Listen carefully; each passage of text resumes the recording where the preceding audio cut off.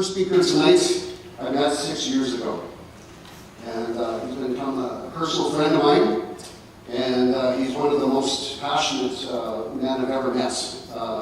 You might know him from Saturday mornings doing March Against Monsanto, heading up that group. 3 years ago he was here in this building doing the heading up the BMR, the smart meter. I don't know if was anybody here for that.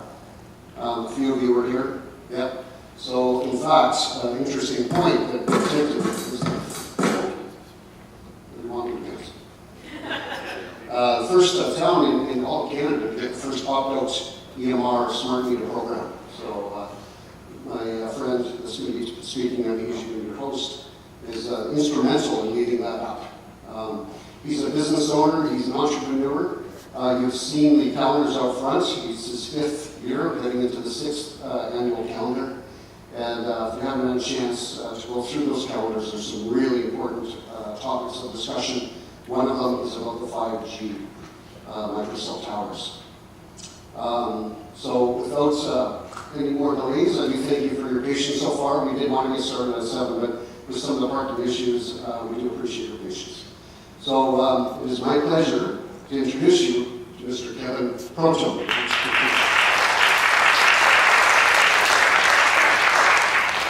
Thank you everyone for coming. My name is Proteau, and I am running for City Hall. I want to be your watchdog. I believe that we need a watchdog in City Hall, especially with what's going on with the past 4 years in Penticton here. But I brought everybody here to bring attention to a very important issue, which is one of the biggest ones, and it's a health, safety, privacy issue, and the new Internet of Things to come. Now, sadly, the marketing they do on this makes it look all fun, rosy, and great. Download a video in 20 seconds, but there's a lot more behind it.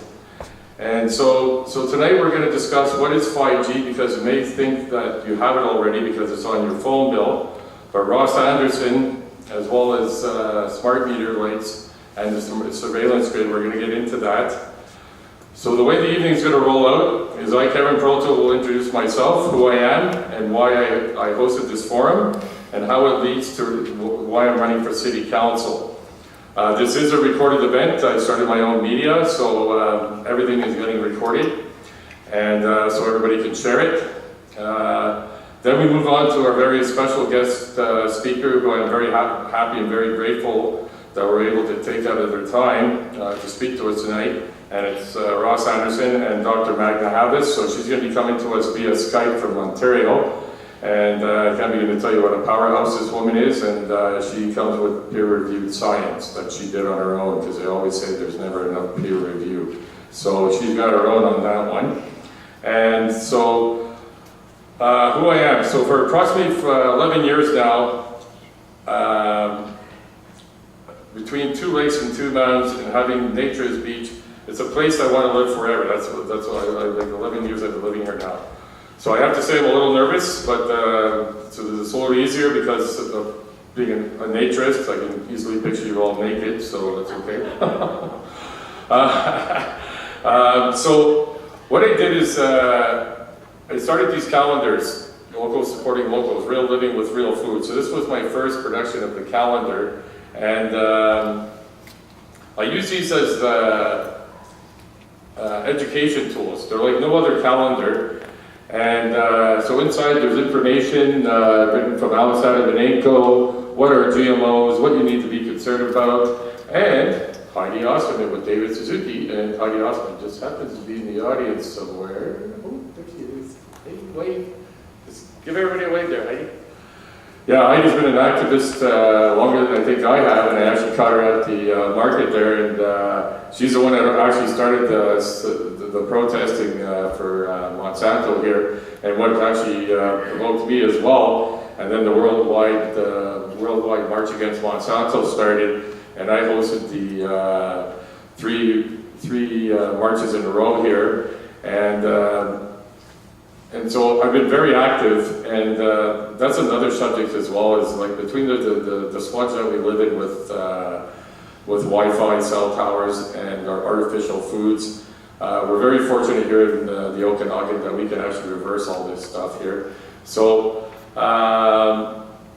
so what I did with this calendar here, because I was a little distraught, and I got to bring this up, is during the All Candidates meeting, our press editor for the Herald, Joe Fries, there were pretty hard, aggressive questions, and so he asked me, when I did my introduction, I told everybody how I do the calendars, and so then he asked me where I got them printed, and it kind of threw me off, and I'm like, why are you asking me that question?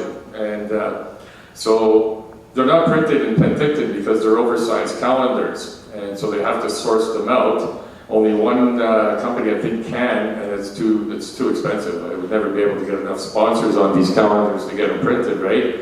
And I didn't realize it was actually a character assassination he was trying to do on me. And he says, well, you claim to support local businesses and you don't even use local printers. So it really hurt my feelings because I actually walked, hitchhiked, and bike and put these calendars together, and I've been doing this for 5 years. And I went out to all the fields in the first calendar and I took videos of them and who they are, what they do, and why do you do organic, and how do you feel about Monsanto. So this way you got to hear it straight from the farmer. You know, so, but none of that got told in the question, you know, so people are applauding, like, why aren't you, you know, so I just wanted to get that clear that it couldn't get printed here. So there were 2 of them were printed in Kelowna, and if anybody's dealt with printers enough, relationships don't always last. But then I also went to Ontario, got them printed over there, and where I was going to print them, and sadly the printer stole my money. Never printed my calendar, and I ended up in a soup material lineup for that year because I couldn't get my calendars printed. It was right at Christmas time. And so a gentleman from California just happened to call me, and he had a calendar himself, and it was a support local calendar, but he was just doing businesses, and he really liked the way I combined the farming with the businesses, and he liked my calendar better, and he says, I'd like to start a chapter down here of locals supporting locals, and he says, I'm a printer and I'd like to help you out with printing because I print 300,000 calendars a year. And I'm like, wow, it's amazing how things work, right? The law of attraction, right? But again, none of that was said, so I feel like I need to get that out to the public because people were cheering thinking that Joe was outraged on his character assassination, so I just wanted to get that out of the way here. And so, just in regards to activism, because I want to be your watchdog on City Hall, and just to show you other things I've done. So 3 years in a row with the marches, and it's tough when you become an activist. Like even back then, and I'm sure Heidi can attest here, when I came with the GMOs, you were called a conspiracy theorist, a tinfoil hat, everything else like that. Every nail under the sun, and when I came out with the first calendar, I had slander campaigns on me, I had a party. It's amazing how bad people were back then, but now if you look today, the biggest local organic and natural movement in Canada is right here in our Okanagan, and people want the real food. Just look at restaurants proudly promoting local, sourcing Two Rivers organic meats, natural meats, and it's really big. So, but that took us, I don't know, about 5 or 8 years or something like that of protesting and having to take that, you know. So the same thing is happening now with the 5G. People are slowly going to start waking up, but I got to deal with those punches, and so I got, again, the tinfoil hat, conspiracy theorists, all this stuff is happening all over again here. But I think it's going to turn out that once the real information gets out there, that this is going to be even, I'm not sure if it's worse or just as bad as GMOs once you see it. Because the problem with 5G, cell towers, Wi-Fi, and you'll find out more when you talk with Dr. Magna Havis here, is that we can't see it, but we can sure feel it.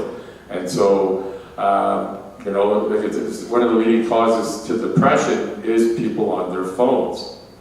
And people just don't realize it. And the sad part too as well is that people think that heroin and opiates are the biggest addiction.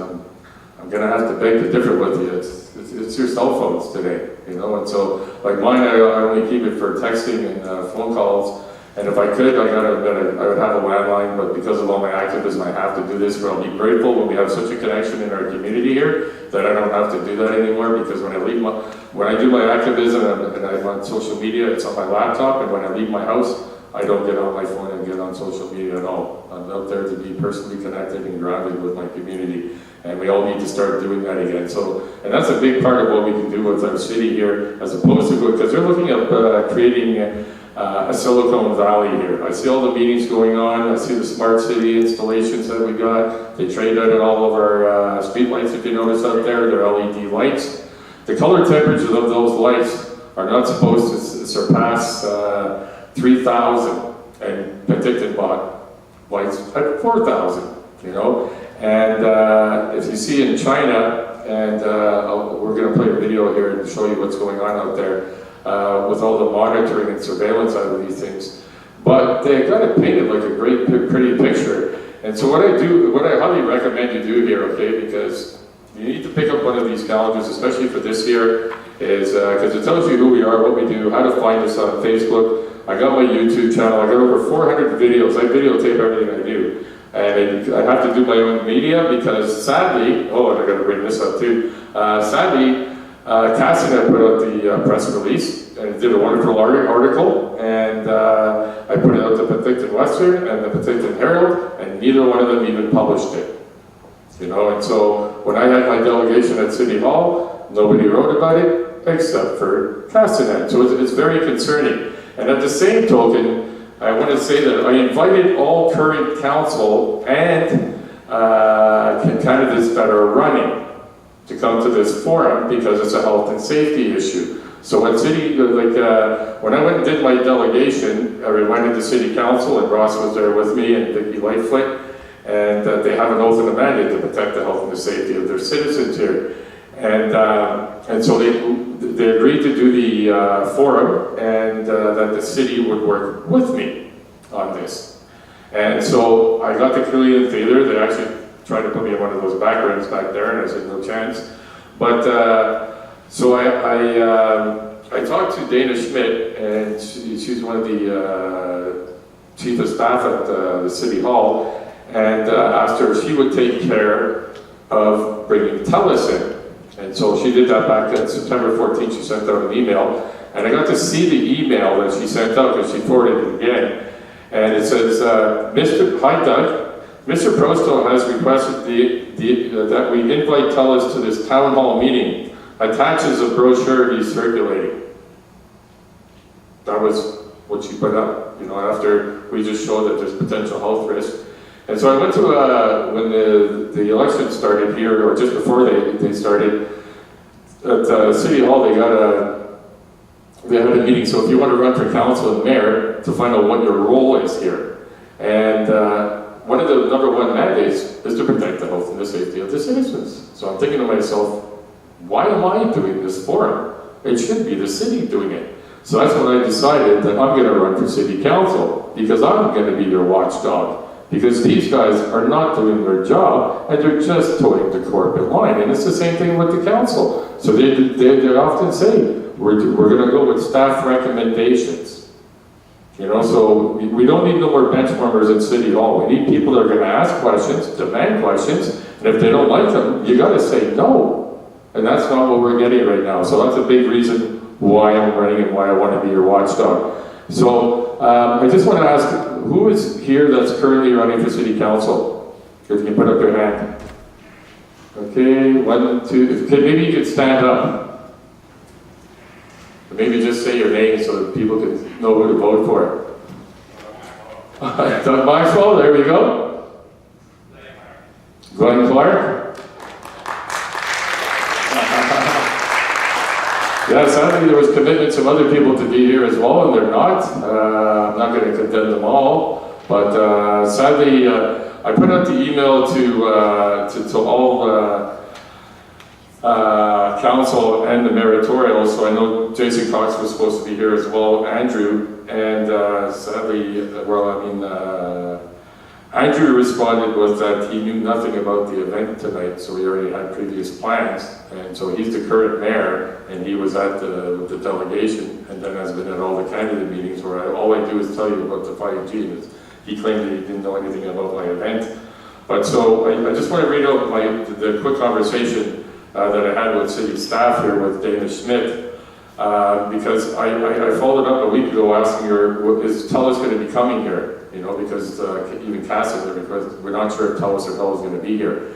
And she didn't respond to me, so I went to City Hall the day before yesterday, and she says, well, they haven't responded. And I said, well, why didn't you send me an email just telling me they didn't respond? At least I can tell people that. And, well, I thought I told you. You know, it was just, you know. And so I said, could you send me that email, please? So what she did is just re-forwarded that same message to Doug and CC'd me on it. That was her response to me, you know, it's just like, just appalled here. So I sent her an email. I said, in my conversation with you today, Dana, you said that the invitation already went out to Telus and they didn't respond. So my question is this the first time for the invite, or you just throwing out to Telus for the second time? Ooh, I says, correction. I said, I see at the top it went out September 14th. So this would be the second time. Just trying to make sure due diligence was done here. I said, also, I have asked for a representative from the city, from the electrical and engineering, if they could sit on the panel, and I've gotten no responses. I did send an email to Peter Weber, who is the CAO, if I'm not mistaken. Would that be the title? CAO of the city here. Gets paid handsomely. It's $196,000 a year. But his response was to me was he's just not available, as opposed to saying sorry, can't be there. I know it's a serious issue, whatever. Just not available. Andrew, I already explained to you with Andrew mentioned that he wasn't aware. And then I said, my understanding from the delegation on April 17th, which I can never forget because I turned 50 on that day, and that's when I went to council, and what I wanted for my birthday was a delegation in a forum, and I got it. I'm not a consumerist. I don't want presents, but I'm a little crazy that way. I wanted the public forum. And so the city of Dorset was working with me on this very important issue, and I didn't feel like this is happening, or I don't feel like this is happening. It is a mandate to protect the health and the safety of the citizens of Penticton, so my hopes here is that someone from electrical and engineering will be able to attend and address questions of the concerned citizens that they're going to have after this public forum in the Q&A portion. Please respond as soon as possible, because the forum is tomorrow at 7. Will you be attending, Dana? And she responded with that she couldn't make it. It conflicted with the elections. And then I asked, Peter responded that Jason, since it's a health and safety issue, that Jason could potentially come. And Jason just happens to be the city's occupational health and safety advisor. So I sent an email to him. So he responded that he couldn't come to the evening and represent the city because he didn't know enough on the issue. He wasn't informed enough. So I had to respond back. So I said, let me get this straight. So you don't know enough about the issue, so you don't feel you can come. I would think you would want to come so that you can get informed about the issue, so that when people call you and they ask their concerns, because they said, we're going to discuss, smart lights are going to come up in this whole smart city, you know, the 5G, and, you know, I said, you got to know what's going on. But yeah, so I'm waiting for a response back on that. But I mean, I just wanted to share with you like what's going on at City Hall here. So they already have an agenda to let all this go through, is what I'm seeing here, because none of them are coming out, none of them are addressing it. Yes, they're trying to use the elections as an excuse, but like I told them, I said, I'm running in the elections, I'm very well aware of how busy it is, because I can't begin to tell you how much work it's done to do this. I only decided at the last minute to run for council. So I can get the word out there on 5G, and so that's why I thank you all for coming, you know, and so like when this video goes out, share it with as many people as you can. So now we're going to move forward on the event here, and I just want to play a video for you of first here, and then I'm going to show you what's going on in Penticton, and then I'm going to have Ross Anderson speak here. Telus is installing new high-speed cellular antennas on telephone poles. These are not your average cell towers. They're close to homes The media has been posting stories about how manufacturers have been testing 5G in various labs around the world since 2014. British Columbia is one of their living labs, which may explain the placement of these new E-Node B antennas. Telus not only has wireless cell phone service, but also wireless optic, television, and internet. And with their new vision of the smart home, they think people will want these services. Some people react to microwave radiation and do not like to be near strong wireless antennas. Homeowners near these new Telus E-Node B antennas are experiencing health effects and want to get the word out. Delta, Mission, White Rock, and Victoria, BC are areas that Telus is testing these new antennas, and some have been there for over a year now.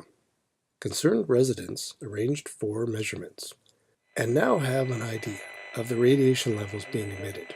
According to the levels shown in this video footage, taken in September 2016, these emit a strong signal to the surrounding block of homes. According to the FCC in the US, they think 5G will be fast and require a very large amount of these antennas, since they send signals shorter distances but at much higher speeds. In other words, in the old days, only homes right beside a cell tower were really concerned. But in years to come, if 5G follows the FCC announcement, E-Node B antennas will be near almost every home and everyone's health will be affected more than it is today. 300. Now that's from the back of that antenna. The big game changer is that 5G will use much higher frequency bands than previously thought viable for mobile broadband and other applications. Such millimeter wave signals have physical properties that are both a limitation and a strength. They tend to travel best in narrow and straight lines, and they do not go through physical objects as well. But brilliant engineers have developed new antennas that can aim and amplify signals. Now, to make this work, the 5G build-out is going to be very infrastructure intensive, requiring massive deployment of small cells. I'm confident that the actions will lead to a cornucopia of unanticipated, innovative uses and will generate tens of billions of dollars. Telus says these are LTE advanced antennas running at 3.5 gigahertz frequency band with ultra-wideband remote radio units. These 4G network boxes can be easily swapped with 5G for testing. People were skeptical about these being test sites, but from the way they are laid out, they sure do seem like the 5G description from the FCC announcement. They are close to homes and not far from the next antenna. Sure sounds like 5G. So at the moment, Telus is trying to install more of these for the fastest 4G wireless networks. But don't forget, the company that makes these boxes are also the leader in 5G research and development. 300. Are these tests of much higher frequencies going to cause far more serious health effects than the previous generations of wireless? Are people going to just sit there and take this? Many who have never spoken up before about wireless are now very concerned because, like the smart meter wireless issue, that was on every home and could affect everyone. Some who did not feel any health effects prior to the smart meter installations, in fact, did develop a sensitivity to those levels of radiation emissions. The same thing is already happening with the E-Node B cellular antennas. Telus and other wireless companies may say the future is friendly, but if your health is affected and you can't live peacefully in your own We're in home, shadow now. Back there, we were 4,000. talk to your neighbors, talk to your city hall, and of course, your cellular company. Streets that have these antennas already are asking why they were never informed about it in advance, and only learned about the antennas during the installations. In the future, industry will try to install more and more of these. There will be new frequencies that the FCC is now discussing and testing, and those levels could be higher than what is shown in this video. 5G is a dream for industry to do more things at a much faster rate. However, if the customers suddenly become far too sensitive to be around wireless any longer due to the massive jump in the frequencies and density levels, causing industry to lose customers, both sides lose. Think about it, industry. Is 5G really necessary?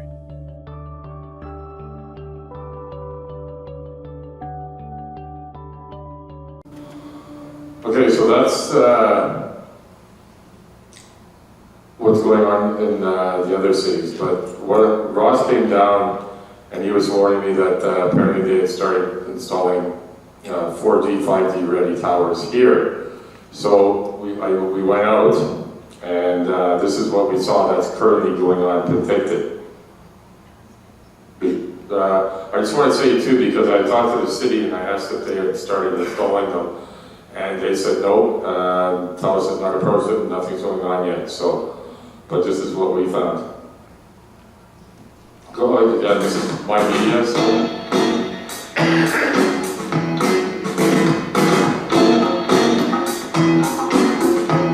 So I'm standing at the sink doing the dishes, and I see these big trucks on the other side of my fence by the telephone pole. And guys are up on ladders, and they're hanging these big metal boxes on it. So I go outside and I say to the guys, hey, what are you doing? And the guy says to me, we're putting up these super powerful wireless antennas.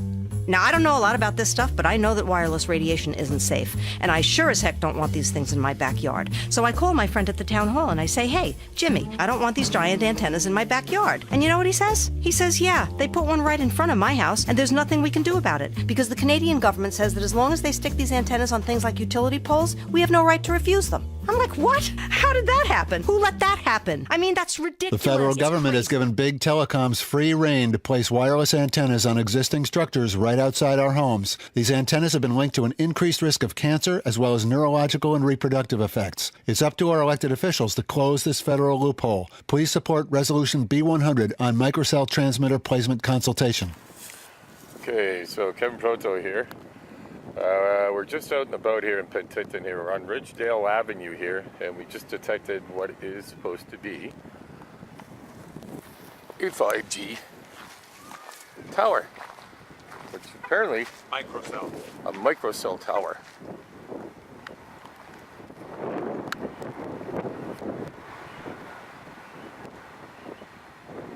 So it's got a smart meter that's attached to it. So the address we're looking at here is 1444 Ridgedale Avenue, and 1456 there. So right across from this address here is one of the 5G microcell towers. So can you tell us what we're looking at here, Ross? We're looking at a very high level of wireless radiation, cell tower radiation. These are the 5G towers. I've seen these in West Kelowna in a couple of clusters, and they simply have the capacity to function on 4G right now. They are, to my understanding, all set for 5G. There's a series of 5 towers along here. We're going to find at least one more, and then we'll have enough information to be able to make an evaluation of what these towers are doing at the moment. But the level is quite high. It's running at somewhere between 100 and 1,000 microwatts per meter squared, which is the typical range of the power output of these. Now, we are not in direct line to it. We're actually slightly behind it because it's facing down the ravine, and we're not able to do a proper measurement. So perhaps the next one that we find in the series here, we'll be able to make a better determination. Okay, so we're at 1662 Ridgedale. We just found another one here. So this is the the AMR meter that it's attached to, which is a smart meter, automated meter reader. And as we go up the pole, there's our, yeah, this is our little baby here. So this is what you need to look for throughout Penticton, or wherever you live. Here, Kev.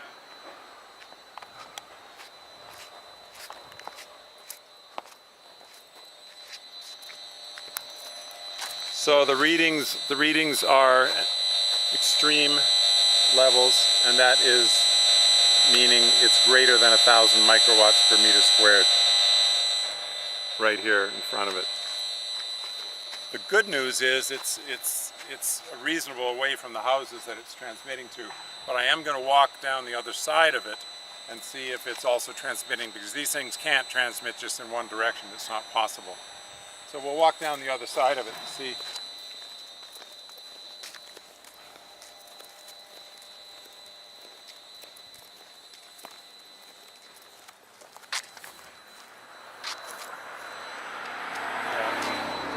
In behind it, it's still quite high. It's in high level. It's not quite as high. But when you say not quite as high, so what are we talking about? It's aimed that direction. No, but so what kind of, what are the people that are around this experiencing then? Somewhere between 100 and 1,000 microwatts, which is extremely high for a residential area. And I wouldn't live here. There's not a chance that I would live here. These people are being exposed.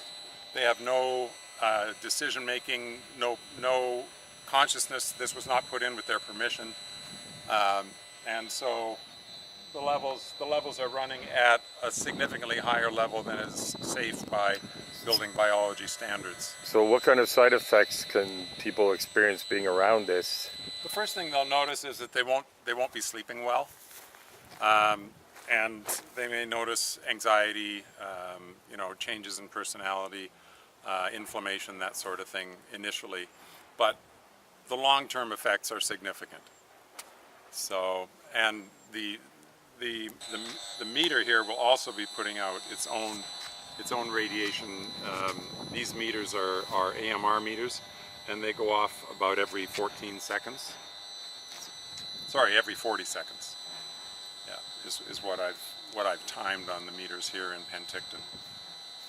Because we're going to start the video there. Supportinglocals.ca is our website. My phone number is 250-770-9789. So we're going to stop the video. Yeah, because it goes on for a few minutes longer, but we drive around town, and you get to see pockets where it's not radiating, where it's actually pleasant. But it's little pockets there. So, but you got to see how bad it is up there, and like I said, you don't know that it's there, so, and there's been no conversation with the citizens in any way, shape, or form here. And so apparently the city contacted Telus, and they said those are 4G, and the only reason why they put those in there because they were having a hard time getting cell reception. I still got to go, I'm going to go back up there and talk to the people, and because they've only been up there for, I think it's, I guess it would be like 4 months now they've installed them. So I want to find out if that's the truth, or is that the test market for, and they're starting up there, and they're going to slowly increment them. So, and now what I'm going to do is I'll introduce Ross, and he can get more into it. So basically what I do as a watchdog is I kick open the door, the feathers go up, and then I bring in the pros to take down the, whatever the issue may be here. So Ross Anderson, I've known him for probably about 10 years, 8 or 10 years now, and he's been a fellow activist ever since we started the fight against smart meters, and the public forum actually took place here as well, and the city actually participated in that one. That was fantastic. They actually showed up, they contacted ITRON, they brought the makers in, they got the city engineer, Mitch Morziak was here as well, and so they got to do their presentation. Then I brought in Curtis Bennett, certified Red Seal electrical journeyman. His accreditations are long, but and Brian Thiessen, and then we did our presentation, and then the crowd came up and asked questions, and they were land-based it, they were floored on what we had put out there, or what those two had put out there. And I think that's probably why they're not here today, because they're scared that the science is out there and they're going to actually be held accountable. And that's what we have to do. You know, I mean, is hold our politicians, you know, like our council, our mayors, whoever wants to let this in, you sign off on this, and if you think it's okay, but then by all means, you know, you own it then, because I sure as hell don't want them. And yeah, so I'm going to introduce here Ross Anderson. So he's got his own company as well, and EMF Consulting. And so what he started doing many years ago, because he saw the need for it. A lot of people, when they have a house, they get a home safety evaluation, but they don't do the upkeep on it. So that's part of what he does here. This is his profession, and that's why I invited them down. And then after that, we're going to have Dr. Magda Havis, and she's got a PhD from Trent University. She's a powerhouse, and I'll let Ross introduce her after here. But here's Ross Anderson. Thank you.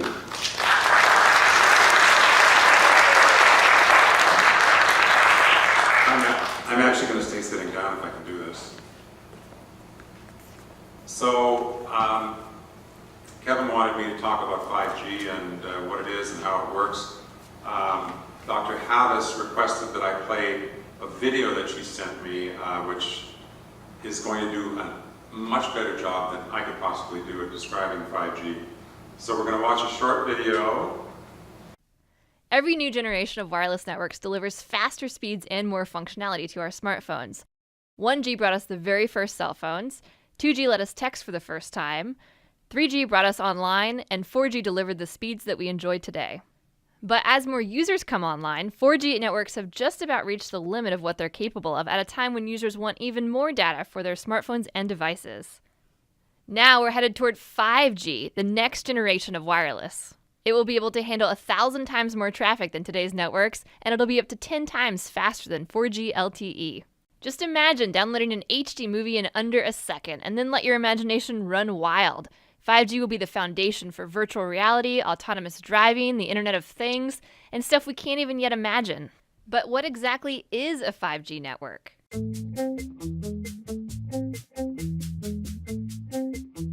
The truth is, experts can't tell us what 5G actually is, because they don't even know yet. But right now, there are 5 brand new technologies emerging as the foundation of 5G. Millimeter waves, small cells, massive MIMO, beamforming, and full duplex. First up, technology number 1, millimeter waves. Your smartphone and other electronic devices in your home use very specific frequencies on the radio frequency spectrum, typically those under 6 gigahertz. But these frequencies are starting to get more crowded. Carriers can only squeeze so many bits of data on the same amount of radio frequency spectrum. As more devices come online, we're going to start to see slower service and more dropped connections. The solution is to open up some new real estate. So researchers are experimenting with broadcasting on shorter millimeter waves, those that fall between 30 and 300 gigahertz. This section of spectrum has never been used before for mobile devices, and opening it up means more bandwidth for everyone. But there is a catch. Millimeter waves can't travel well through buildings or other obstacles, and they tend to be absorbed by plants and rain. To get around this problem, we'll need technology number 2, small cell networks. Today's wireless networks rely on large, high-powered cell towers to broadcast their signals over long distances. But remember, higher frequency millimeter waves have a harder time traveling through obstacles, which means if you move behind one, you lose your signal. Small cell networks would solve that problem, using thousands of low-power mini base stations. These base stations would be much closer together than traditional towers, forming a sort of relay team to transmit signals around obstacles. This would be especially useful in cities. As the user moved behind an obstacle, his smartphone would automatically switch to a new base station in better range of his device, allowing him to keep his connection. Next up, technology number 3, massive MIMO. MIMO stands for multiple input, multiple output. Today's 4G base stations have about a dozen ports for antennas that handle all cellular traffic. But massive MIMO base stations can support about 100 ports. This could increase the capacity of today's networks by a factor of 22 or more. Of course, massive MIMO comes with its own complications. Today's cellular antennas broadcast information in every direction at once, and all of those crossing signals could cause serious interference. Which brings us to technology number 4, beamforming. Beamforming is like a traffic signaling system for cellular signals. Instead of broadcasting in every direction, it would allow a base station to send a focused stream of data to a specific user. This precision prevents interference, and it's way more efficient. That means stations could handle more incoming and outgoing data streams at once. Here's how it works. Say you're in a cluster of buildings and you're trying to make a phone call. Your signal is ricocheting off of surrounding buildings and crisscrossing with other signals from users in the area. A massive MIMO base station receives all of these signals and keeps track of the timing and the direction of their arrival. It then uses signal processing algorithms to triangulate exactly where each signal is coming from and plots the best transmission route back through the air to each phone. Sometimes it'll even bounce individual packets of data in different directions, off of buildings or other objects to keep signals from interfering with each other. The result is a coherent data stream sent only to you. Which brings us to technology number 5, full duplex. If you've ever used a walkie-talkie, you know that in order to communicate, you have to take turns talking and listening. That's kind of a drag. Today's cellular base stations have that exact same holdup. A basic antenna can only do one job at a time, either transmit or receive. This is because of a principle called reciprocity, which is the tendency for radio waves to travel both forward and backward along the same frequency. To understand this, it helps to think of a wave like a train loaded up with data. The frequency it's traveling on is like the train track. And if there's a second train trying to go in the opposite direction on the same track, you're going to get some interference. Up until now, the solution has been to have the trains take turns, or to put all the trains on different tracks or frequencies. But you can make things a lot more efficient by working around reciprocity. Researchers have used silicon transistors to create high-speed switches that halt the backward roll of these waves. It's kind of like a signaling system that can momentarily reroute two trains so that they can get past each other. That means there's a lot more getting done on each track a whole lot faster.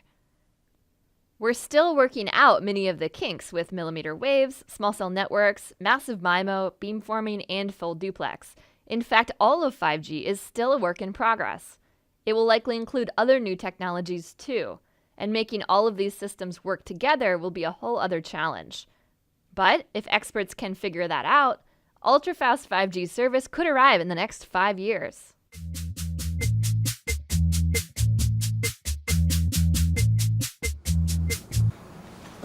Okay, we've got to call Dr. Havis. She's going to go to bed. There's a 3-hour difference because she's in Ontario, eh? So.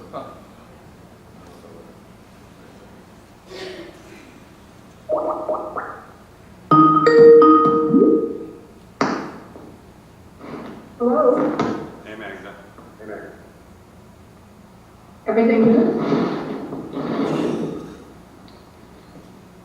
Okay, well, thank you very much for inviting me to come to this presentation via Skype.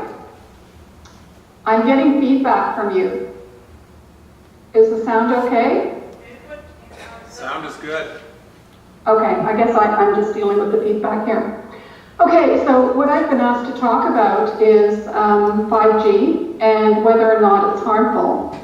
And the short answer to that is we don't know for certain. This is new technology that hasn't been tested in the way that it's going to be exposed. And so we have no idea what some of the long-term biological or health effects are likely to be.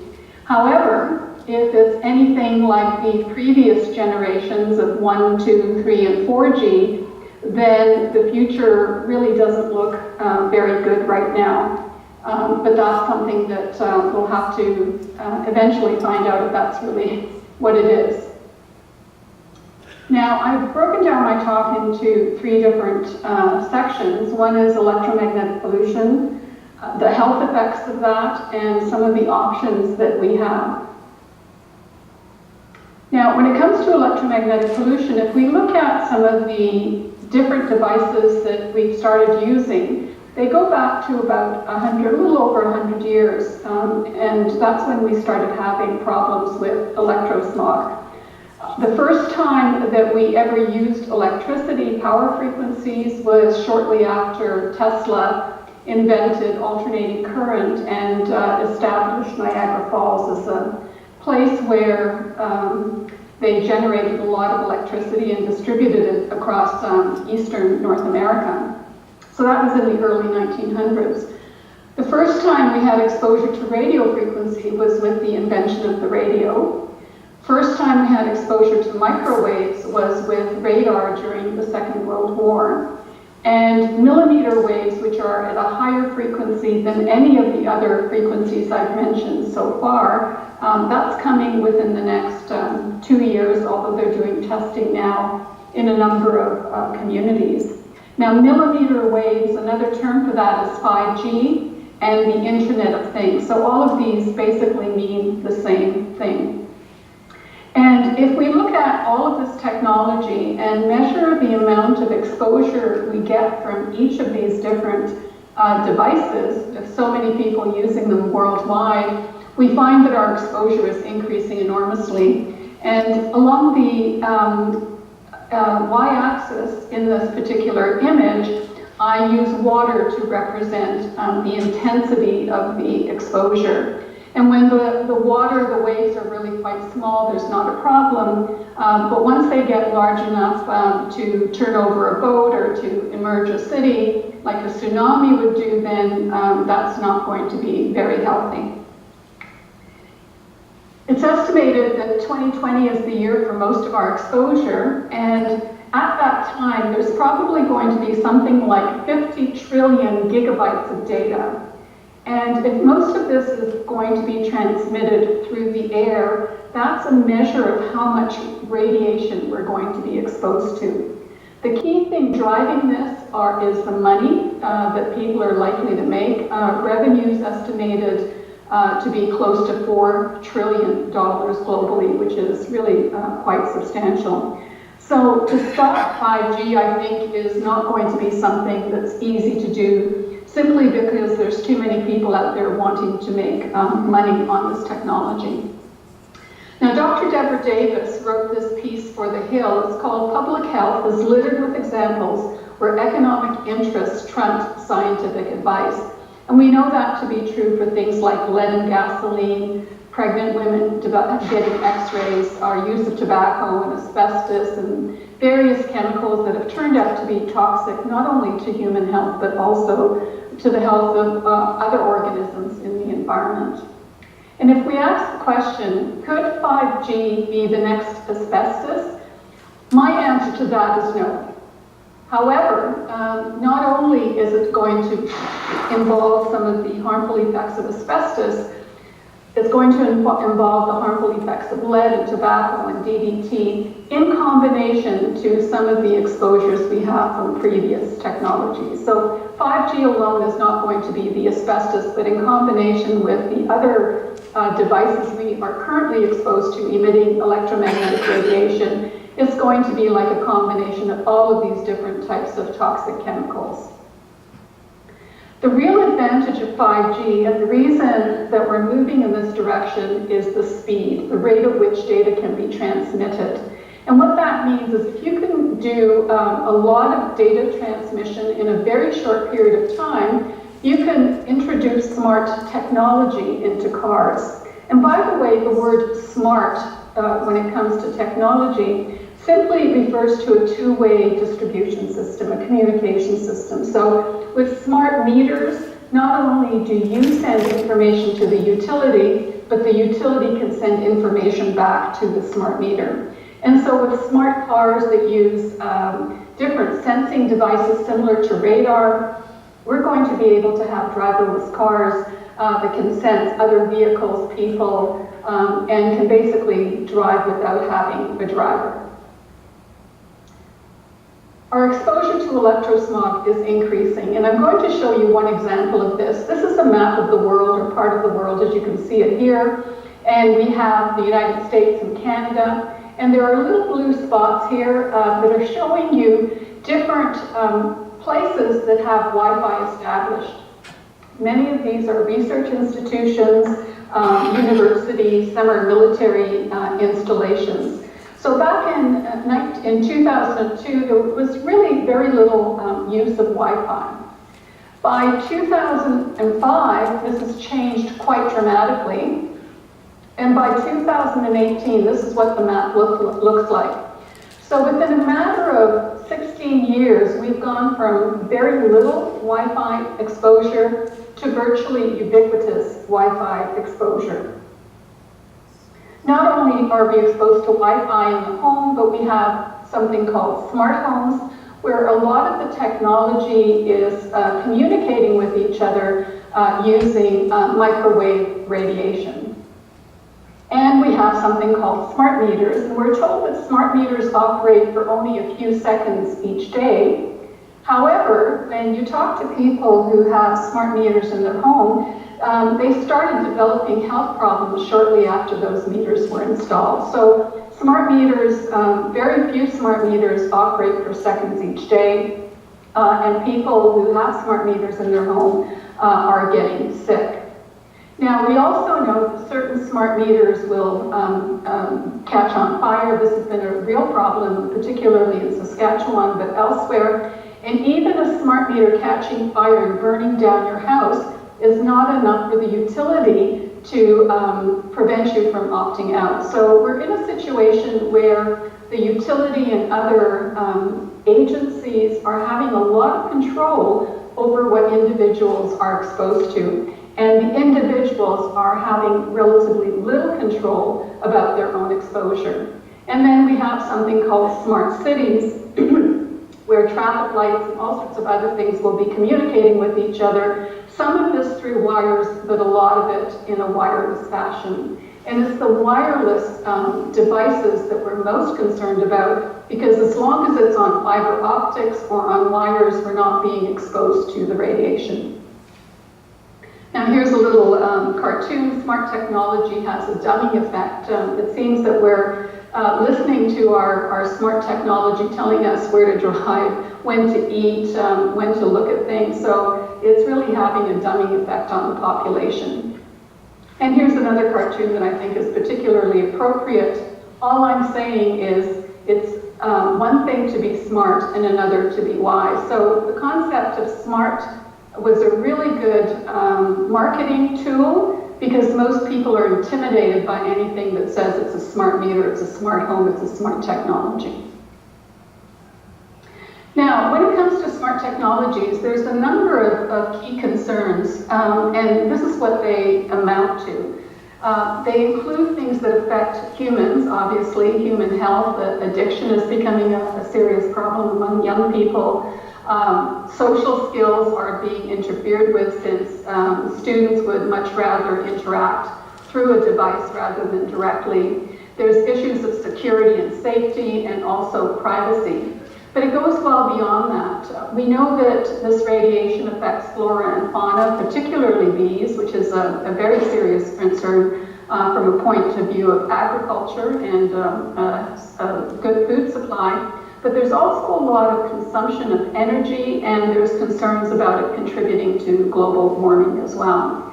The only thing I'm going to refer to in this presentation is some of the potential health effects of smart technology. Now, people who are exposed to electrosmog are becoming sick, and that's a very, very serious problem. So if we go back to this particular graph that I have showing exposure of various devices over time, we know that there are a number of people who have developed cancers because of exposure. This comes from occupational exposure with people who are exposed to the electrical utility, for example. We know that there's an increased risk of childhood leukemia for children who live close to power lines. That wasn't determined until 1979, so that was quite a few years after electricity came into a lot of different communities, even though there was evidence of it back in the 20s and 30s. People who live near radio, TV antennas, near radar installations, and near cell phone base stations also have a greater risk of developing cancer, according to quite a few studies, some of which I'll mention later on. And people who use cell phones and have used them for more than 10 years have a greater risk of developing different types of tumors associated with the head. So cancer is a very serious problem. Another set of biological responses relates to reproduction.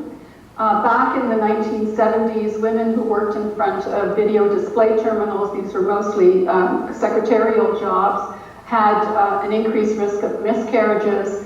And we now know that men who keep their cell phones in their pocket have a greater risk of damage to sperm. So reproduction is another thing that we're very concerned about.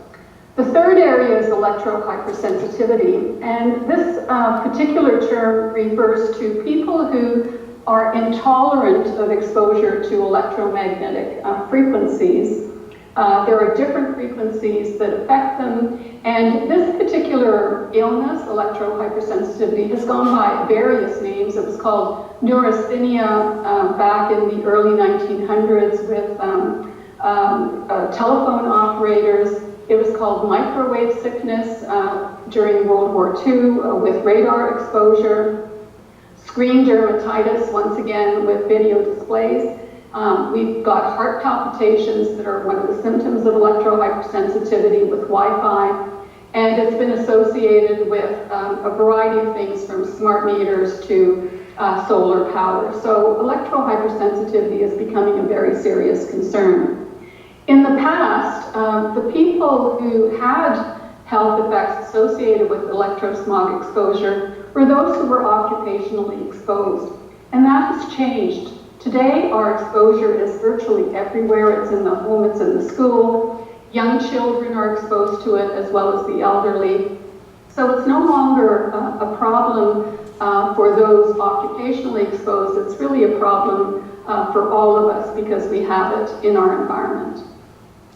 Now, I'm going to go through these three different things, the cancers, the reproductive problems, and electrohypersensitivity in order. And when it comes to cancers, we have evidence from cell phones, a number of different types of tumors. People who live near antennas have, once again, various types of tumors, the most common of which is leukemia. And this has been documented in a number of different countries so far. And the animal studies are showing not only the development of tumors, but an impaired immune system and DNA damage as well. So if we look at just the mobile phone research dealing with cancers, we find that there's two types of brain tumors. One is a glioma and the other is a meningioma. And the meningioma refers to the lining of the brain, which is where the tumor develops. We have evidence of salivary gland tumors. We have evidence of acoustic neuroma, which is the nerve in the ear canal. Now, this particular tumor is not carcinogenic, but if it grows, it can interfere with hearing, it can interfere with balance, and if it's removed, it can cause damage during the surgery as well. So even though this is just a tumor and it's not carcinogenic, it's still a very serious one. There's also evidence for a tumor of the eye called a uveal melanoma, although the data on this is really quite limited. And one thing that I'm particularly concerned about is the increased risk of thyroid cancer. The rates of thyroid cancer detection are increasing quite dramatically around the globe, but particularly in Canada and the United States, and especially among women. A certain type of thyroid cancer is increasing, and this could also be associated with the use of cell phones, and some of the cell phones have their antenna at the base of the phone rather than at the top of the phone, and so that's going to be very close to your thyroid gland. Now, all of the tumors I've mentioned so far are associated with the head. However, a growing number of women, particularly young women, who don't like to carry a purse, will keep their cell phone in their bras. And there's been one study that I'm familiar with that showed that immediately under that phone is where the tumors are developing. And this is after 10 years of keeping your cell phone in your bra. So it's not something that develops overnight. Cancers have a delay before we can actually determine the tumor. The tumor has to be large enough. And so this latency period is usually in the order of 10 years. And that includes not only breast cancer, but brain cancer, salivary gland tumors, etc. Now, some of the other research is dealing with antennas, and I'm going to show you just one study to give you a sense of what the research is showing. This is a study that was conducted in Brazil, and one of the things they looked at was the rate of mortality per 100,000 people for people who lived at different distances from a base station. This is the cell phone base station. The blue line that you see here is the null hypothesis, which means that if there's no increased risk of developing a tumor and dying from a cancer near a base station, then it should be fairly straight, irrespective of how close you are. And this is what the data are actually showing, that there's an increase the closer you live to a base station, the greater your risk or the rate of cancers. And this is actually mortality from cancers. And the critical point seems to be about 500 meters, which is roughly what's showing up in other studies that ranges from about 400 to 500 meters. So as long as you're beyond 500 meters, then your risk remains relatively low. In this particular study, they actually measured the highest exposure of the microwave radiation, and this is what they came up with. This is 41 microwatts per centimeter squared. It's a power density unit. It's the intensity of the radiation. And Health Canada's guideline through Safety Code 6 is 542 microwatts per centimeter squared. So this is about 1/10 of the radiation that people are exposed to, and this is what Health Canada claims is safe. So anything up to this particular level, not a problem according to Health Canada. And then finally, we have evidence from animal studies. Animal study research is done for two things. It's under carefully controlled conditions, and these studies are showing usually a cause-effect relationship, and they're also providing information about the mechanisms involved when it comes to some of the tumors. And once again, I'm only going to show you two studies. This is one by Dr. Henry Lai and N.P. Singh that showed that animals exposed to a cell phone radiation, or 2.4 gigahertz, which is the same frequency that we use for Wi-Fi, increased single and double strand DNA breaks in rat brain. And this is based on a COMET assay. It's called a COMET assay because you can see here that after the radiation, there's all of these particles, which are DNA fragments, telling us that the DNA has been damaged. So this is what it looked like without radiation in the control population, and this is what it looked like with the microwave radiation. Anything that can damage DNA has the potential to cause cancers. This type of study is very, very important. Another study that probably many of the people in the audience have heard about is the National Toxicology Program. And this is a study that was released back in 2015, actually. There was some information provided in 16, and there was some information provided this year as well, although the final report has not yet been released. And in this particular study, they found that there was an increase in two types of tumors. One is a malignant glioma, which is the brain tumor that I showed you in one of the earlier slides. And the other tumor was associated with the heart. A particular type of cell is called a schwannoma. And this is very similar to the tumor I mentioned that was called acoustic neuroma. This is actually a schwannoma cell associated with the ear. The fact that these are the same type of cancers that we're finding in humans using cell phones basically tells us that the animal studies are showing a cause-effect relationship with exposure to microwave radiation. And this was a $25 million study. It's the second study that cost about the same amount of money. The first one was done in 1996, and it showed the same thing. There was an increase in tumors in laboratory animals exposed to microwave radiation. Now, there's a problem with reproduction, and our research for this comes from both human studies as well as animal studies. And I'm going to explain to you some of the things that we're most concerned about. People, men or women, who keep a cell phone in a front pocket have that phone extremely close to their reproductive organs.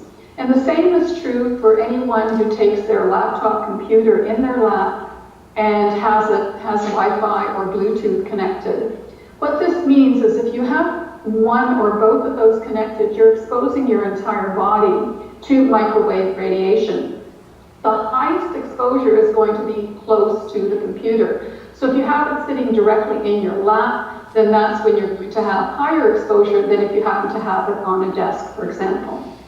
Now, women are born with all of their eggs. Men produce fresh sperm every 3 months. So protecting young girls from this microwave radiation is extremely important.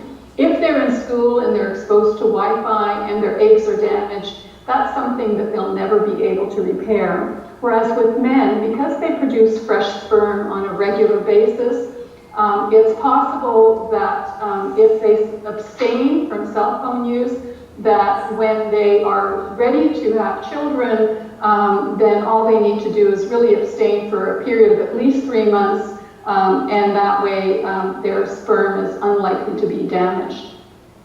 There are currently probably close to about 24 studies looking at the effect of microwave radiation on sperm, and I'm going to share with you just one of them. This is an in vivo study, which means that the sperm aren't exposed to the radiation, the males are exposed to the radiation. And this comes from data from men attending an infertility clinic. So they're already having difficulty reproducing. And in this particular study, they compared the sperm from men who don't use a cell phone, men who use a cell phone for less than 2 hours a day, 2 to 4 hours a day, and greater than 4 hours a day. And then they looked at different things. The number of sperm produced, how quickly they're swimming, how long they live, and whether or not there's changes in their morphology. And when it comes to sperm count, the men who didn't use a cell phone had the highest number of sperm, and you can see here that the levels go down with increasing exposure. Motility also decreased, so the sperm became a lot slower in swimming, and hence it would take longer for them to reach the egg, and possibly this could result in infertility. They lived much shorter periods of time as well, and a growing number of sperm had deformities in them. What's disturbing in this particular one is even the men who didn't use cell phones, 40% of them, 40% of the sperm had a normal shape, normal tail. So already we're dealing with some quite a bit of deformities in men with their sperm. And I think that's due to things like estrogen mimics and some of the other chemicals in our environment that we're exposed to. Here I have 4 slides. They're video slides, and I'm going to turn on the video in a minute. I just want to explain here that the top ones are controls. So these sperm were not exposed to any microwave radiation. The bottom 2 slides were exposed to radio frequency radiation at 2.4 gigahertz, which is the same frequency that we use for Wi-Fi. And it tells you the actual exposure up here and down here. And these are well below Health Canada's safety code guidelines. And so after 1 hour of the sperm being outside of the human body, you can see that they're still swimming along nicely. They were kept at body temperature, so the temperature was not having an effect. And you can see here the sperm after 1 hour of exposure, they're still doing quite well. They're swimming around nicely. If we now look at 5 hours of exposure at the bottom versus 5 hours of being outside of the body, you can see that the sperm at the bottom are not doing very well at all. A lot of them are not swimming. Some of them might be dead. The ones that are swimming don't really know where they're going.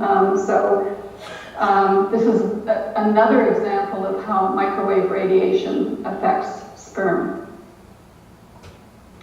Now, the third aspect, in addition to cancer and reproductive problems, is electrohypersensitivity. And this is something that's increasing among the population. Chronic illness is going up, and it's not going up just because we have an increasingly older population. A lot of these symptoms are found in young people as well. Autism, for example, young people are having periods of depression and anxiety. They're having sleeping problems, attention, hyperactivity disorder, pain, heart disease. So these are normally illnesses of the elderly, but they're being diagnosed in younger and younger people.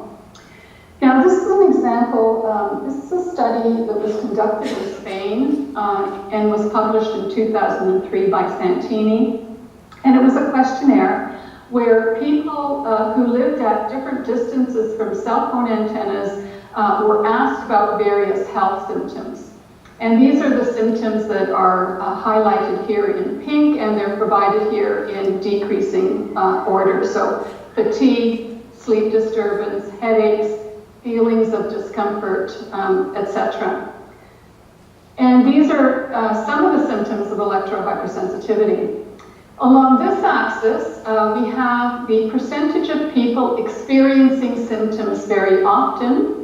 And along the bottom axis here, we have how close the transmitters were to them, how close the antennas were. So the bars in red are people who lived within 10 meters of cell phone antennas, all the way out to black, which is 300 meters from cell phone antennas. And if we look at the results, we find here that for fatigue, 70% of the people experienced fatigue very often who lived within 10 meters of a cell phone antenna. And once we are out by 300 meters or more, that number dropped to 28%. So there's a huge decrease in a lot of these symptoms as you move away from cell phone antennas. Now, electrohypersensitivity, especially some of the symptoms that I've shown here in red, are things that we experience as we age. These are many of the symptoms we experience as we age.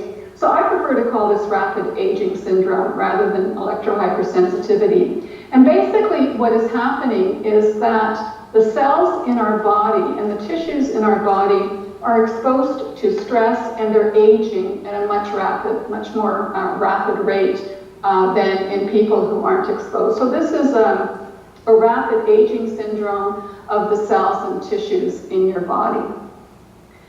Now, some people would like you to believe that electrohypersensitivity is psychosomatic. It isn't. It's something that we can't control. It's not in your head. It's something that is actually physiological. And I'm just going to show you a few examples of that. And one of them is looking at live blood. Now, for those of you who are listening, Dr. Ross Anderson is an expert in live blood analysis.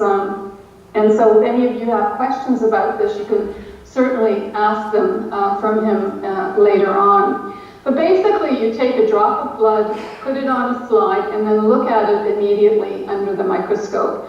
And this is an example of my blood. And this is in an electromagnetically clean environment. And you can see, the blood cells, some of them are sort of sticking together.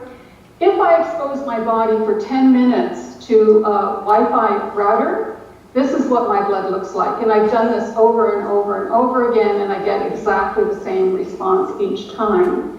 And one of the things you can see in this particular slide is that the blood cells are sticking together, and this is called rouleau formation. And when blood cells go into rouleau formation, they have all sorts of adverse consequences on your health.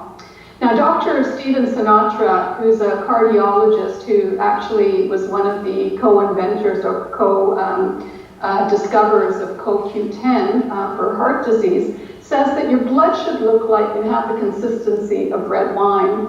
And what he notices is more and more people have blood that is much more reminiscent of ketchup than it is of red wine. And this is one of the consequences of rouleau formation. So if you have blood that sticks together, it means that it's going to have sluggish circulation.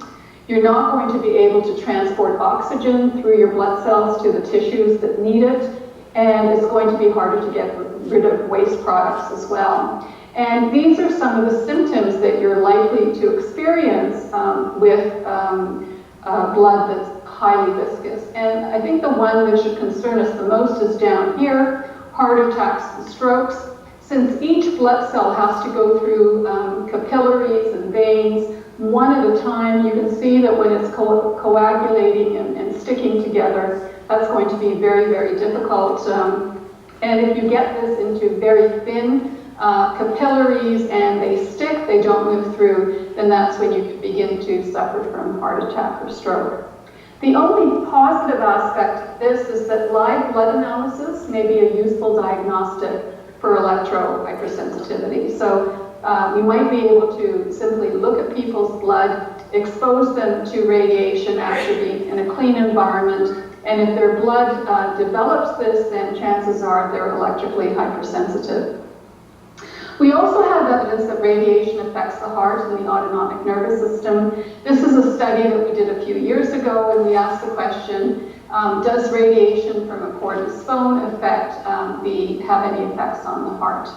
And instead of sharing that research with you, I'm actually going to share a very short 3-minute video clip of something that appeared on 16:9 that shares this information. Now I'm just going to unplug the headset so that you can hear this. Here we go. And welcome to 16:9, the bigger picture. You can't see it, you can't taste it, but some are calling it a serious health threat every parent should know about. Wi-Fi, wireless internet, is in schools coast to coast, but why do some kids say Wi-Fi is making them sick? In a 16:9 investigation, we put Wi-Fi to the test. Here's our Karen Jarvis. They are gathering by the hundreds, having a public forum in Toronto, filling a school board meeting in Peterborough. I don't know what I'm going to do if you have Wi-Fi in there. I can't do this to my dog. I cannot put her through this experiment. And assembling at a church in Vancouver, a fever pitch building over what they see as a threat invisible to the eye. Society in general doesn't want to lose a convenience at the expense of safety. They're talking about radiation exposure from Wi-Fi or wireless internet. And they're concerned it's making their kids sick. I just think that we don't know, so why risk it? Today, schools across the country are rushing to install it. But these students say the convenience isn't worth the risk. I had heart racing, headaches, nauseous. It's a really weird feeling. Weak, and I'm really shaky. And when they're not at school, does it happen on weekends? No.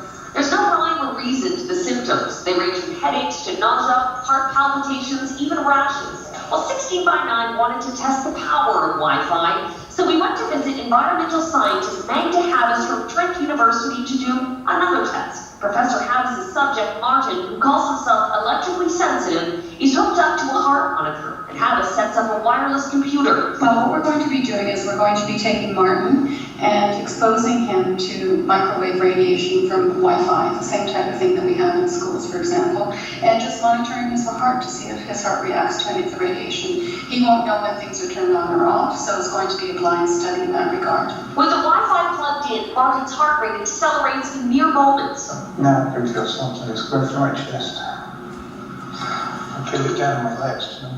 The closer the router is, the greater his reaction. A few seconds ago, it was like my chest was actually jumping in the middle here. Then, seconds after the wireless internet is unplugged, just like that, his heart rate slows down. Mark, how are you feeling right now? Fine, I don't think there's anything on. But listen to this. Those levels Martin was exposed to, well, they're acceptable according to Safety Code 6. So if they're safe, why was his heart racing? Magda Havis has a theory. So some percentage of the population is reacting to these microwave radiation at levels well below Safety Code 6. But I'm not sick from Wi-Fi and I use it all the time. Well, not everyone has the same sensitivities. We have children who have peanut allergies. We have people who are allergic to pollen. They react to pollen. And it's the same with electrical sensitivity. Only a percentage of the population react. All well and good, but back in the schoolyard, these kids may have reason to wonder if it's safe to go to school. What do you want done? For them to turn it off. Do you feel like there's anything you can do? No. I'm pretty sure I won't watch the last kids.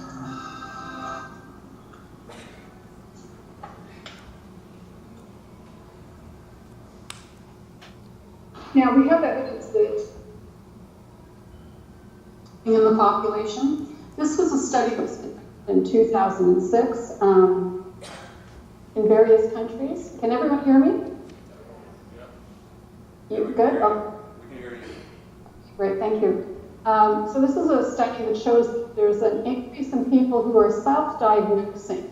So, this isn't someone who goes into the doctors and says, you're diagnosed with electrohypersensitivity. Indeed, most doctors aren't even familiar with this particular illness. These are people who are coming up saying, I'm sensitive to something, I think it's electrical, and that's how the results were obtained. According to this trajectory, by 2017, so that was by last year, about 50% of the population are likely to believe that they're electrically hypersensitive.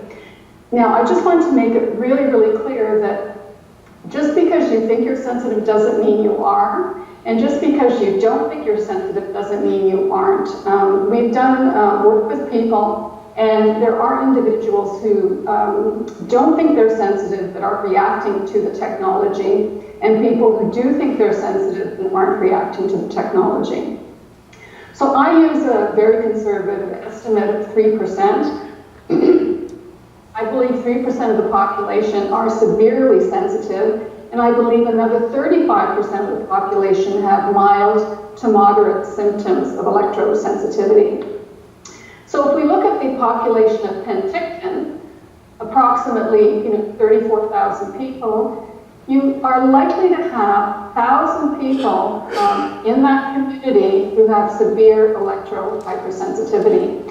Now, this number would actually be much lower in Penticton because you happen to live in a cleaner environment than people who live in Toronto, for example. So this number might actually be higher than higher than the reality. When it comes to British Columbia, it's estimated that you've got roughly 138,000 people who are severely sensitive, and in Canada we've got close to 1 million people. So the number of people that are adversely affected by this is certainly not trivial, and that's for those who are severely sensitive. The difference between severely sensitive and moderately sensitive individuals is that severely sensitive individuals are really unable to survive or function properly in an urban center. Whereas those who have mild to moderate symptoms will have headaches, they'll have an impaired quality of life, but they can go about their work and they can come home and they can do certain things, but they just don't feel very well. I tend to use the flood analogy to share this information with other people. If the water level is really quite low, it's unlikely to have an effect on you. However, once you're submerged, and I think this is where we are right now with a third of the population, once you're submerged, you're electrically hypersensitive. And this is where we're headed if we don't do something about our exposure. The levels are going up and an increasing number of people are becoming sick from this radiation. So anyone under the waterline would be classified as electrically hypersensitive. And one of the solutions to this is Noah's Ark, developing white zones for people. And a white zone is simply an environment where the levels of electromagnetic radiation, electromagnetic fields are extremely low. So you might still have some exposure, but they're going to be down here at the no effect level. If we continue to have exposures like 5G coming and we end up having a tsunami, Noah's Ark is going to do absolutely no good in those circumstances. And so this is what a lot of medical doctors aware of electrohypersensitivity and scientists who do research in this area are fearing is that we're heading towards a tsunami and it won't be possible to have these white zones in our homes anymore. Now, what are the health effects of 5G? Well, I think Ross showed you 2 different videos that explain 5G. And one of the things we know about 5G is that it doesn't penetrate as deeply into the body as some of the earlier generations of this technology. And this is a study that was done in Israel. And basically what they were looking at was the absorption of 5G into the body. And they found that absorption was really quite limited to the surface of the skin. But there are sweat glands in the skin and a lot of nerve endings in the skin that could be damaged by the 5G radiation. So right now, the key concern is how it's going to affect your peripheral nervous system and your skin, as well as your eyes that are going to be particularly sensitive to this radiation. Now, one thing that people don't realize is that 5G is already being used by the military, and it's part of their active denial system. And once again, here is a short video clip, about 4 minutes, demonstrating how 5G is used to disperse crowds. Playing the role of an unruly mob at Georgia's Moody Air Force Base are about to fall prey to an invisible ring. The hulking panel atop this Humvee is part of what the U.S. military calls the Active Denial System, or ADS. It's designed to incapacitate enemy combatants with an unnerving, non-lethal sensation of intense heat. Watch as the ray silently strikes and scatters the ground. The active denial system has 3 great characteristics. First of all, it's safe. Second, it's effective. And third, it has a tremendous range compared to the other non-lethal weapons that today's warfighter has.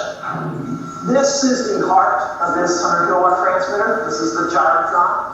200 kilowatts of electricity is fed in, and 100 kilowatts of radio frequency comes out.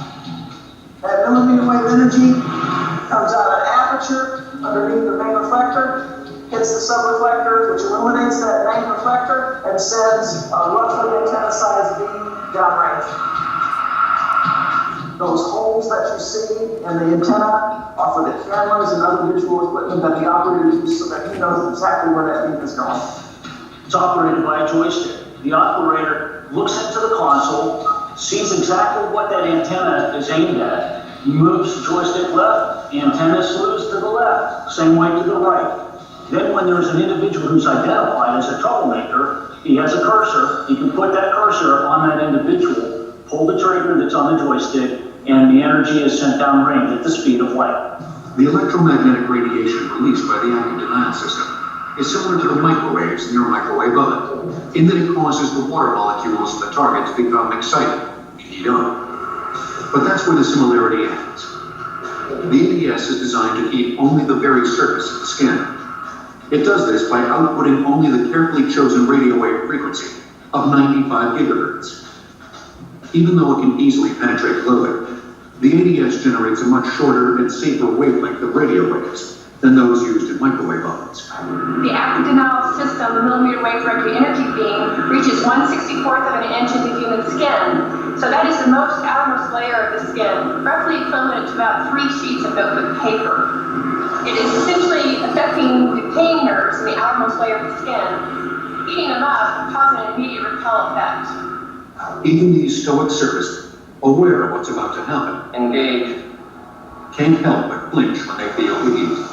This is the first time I've experienced the beam from the active denial system, and it feels like an intense warmth feeling, kind of similar to opening a very hot oven door, and it's a compelling feeling that you want to get out of the way at speed. If you were not expecting this, it would definitely shock you and make you want to move. The ADS represents just the latest effort to devise an effective ray weapon.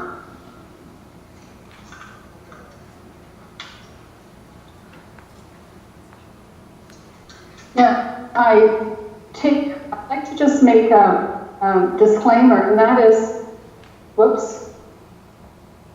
and that is that the major difference between the active denial system and 5G is the intensity. So the intensity is extremely high in the active denial system. It's like your microwave oven compared to your cell phone. The intensity is very, very high in the microwave oven and much lower in the cell phone. However, 5G is going to be deployed everywhere, And if it's something that can penetrate clothing, which it can, something that can penetrate through glass, which it can, then it means we can't get away from it, and it's going to be there all the time. And it's this low-level, long-term exposure that we don't know what the long-term health effects of that are going to be. Now, if you want to recover from electrohypersensitivity, if you want to reduce your risk of cancer, if you want to protect your gonads, your sex organs, and if you want to protect your children and grandchildren, then it's extremely important to keep electrosmog exposure as low as possible. And this is becoming increasingly difficult. Even in today's world, it's going to become that much more difficult once 5G is deployed. So what are our options? Well, smart homes is a no-no. So if you happen to live in a smart home, I would strongly encourage you to get someone to do some measurements in your home and then try to convert everything back onto wires rather than using wireless technology to control lights, to control temperature, that sort of thing. We're concerned about children being exposed to Wi-Fi in the school environment, and you can see here that a number of different countries are doing things to protect children. France banned Wi-Fi from nursery schools. Frankfurt hardwired 80% of all of its schools more than a decade ago. Individual local authorities in Spain and Italy have removed Wi-Fi from all of their schools. So really it's a no for Wi-Fi in schools as well. And that means Wi-Fi being eliminated from the home environment to protect young children. And finally, if we want to prevent 5G from coming into our community, then I think what we have to do is follow Mill Valley in California. This is a community just north of San Francisco. They were able to block 5G coming into their neighborhood with something called an urgency ordinance. And there are a number of other communities that are adopting similar strategies. So I don't know how long this will be successful, but it's certainly worth trying to slow down the deployment of 5G because we simply don't know if it's going to cause additional adverse health effects. And my guess is that it will. And so it'll be really, really important to limit its deployment in areas where you have a dense population. So getting rid of the smart home, getting rid of Wi-Fi in schools, preventing 5G coming into your community are ways that we can minimize our exposure. And I'm going to give the last word to Dr. Anthony Miller, who's done research in this area for much longer than I have. And this is what he has to say. It's time to start taking precautionary measures to protect our children. The alternative is to do nothing and hope for the best. That's what we did with tobacco and asbestos, and we know how that turned out. We ignore this at our peril. And finally, a society that doesn't protect its children doesn't have a future. So I think everyone listening to this who has concerns about exposure to additional levels of electromagnetic radiation needs to do something to prevent it from coming into their community. And that's my last slide. Thank you.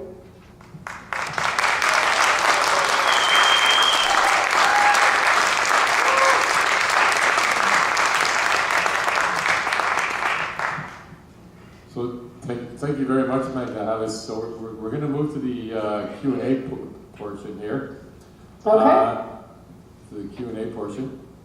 So if anybody has questions, just come up to the mic and try to keep it brief. Don't ramble on anything, but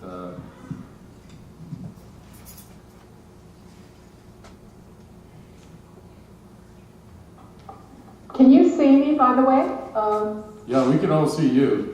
Okay, good. For us, if you were to turn the computer, she's going to. Thank you, Doctor, for an excellent presentation. I learned a great deal. And my question is there any information if it's affecting the permeability of the blood-brain barrier? Whether 5G affects the blood-brain barrier is something I don't know about. I don't know if it can actually penetrate through the skull. I just don't have that information. However, we do have evidence that the other frequencies, the 4G technology, the 3G technology, They do penetrate, increased permeability of the blood-brain barrier, which causes all sorts of secondary problems, allowing toxic chemicals to get into the brain. Now, what's really fascinating about this particular issue, the blood-brain barrier, is that doctors have now recognized that if they expose a patient to microwave radiation, they can open up the blood-brain barrier and they can get drugs into the brain that they otherwise can't get in. So they're using it therapeutically to deliberately open up the blood-brain barrier, give them the medication, and then the blood-brain barrier will eventually close up by itself.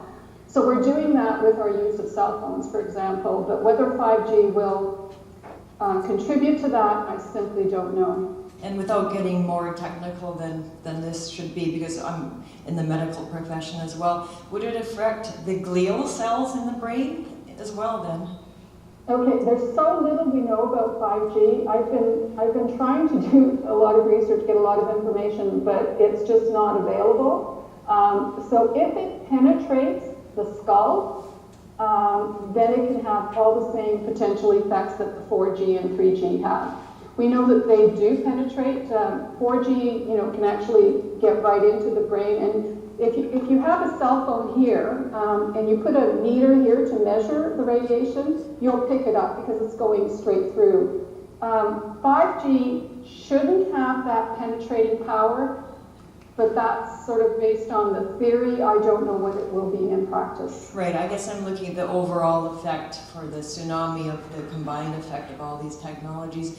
But I guess everybody wants to know the practical tips and what they can do right now to protect themselves. So obviously turning off your router at night, and what else would you recommend? Oh, well, anything.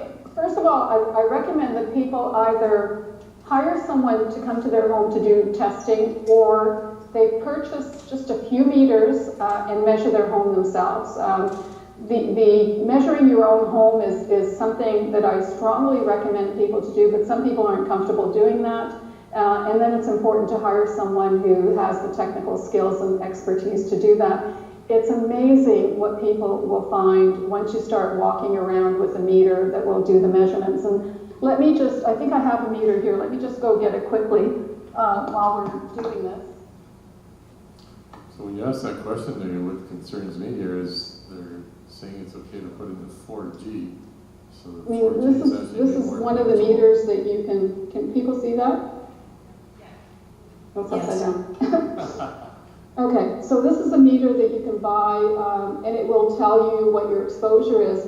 And if you happen to live in an apartment, for example, you might not have anything in your home that's exposing you, but someone who's living next door, above you, below you, can be, increasing your exposure. So being able to measure that, I think, is extremely important. Once you know what you're exposed to, then it's a matter of trying to eliminate it, replace it with wired technology, move it further away from your body. So there's a lot of things that you can do, and I'm sure Ross can give you a lot of information on that.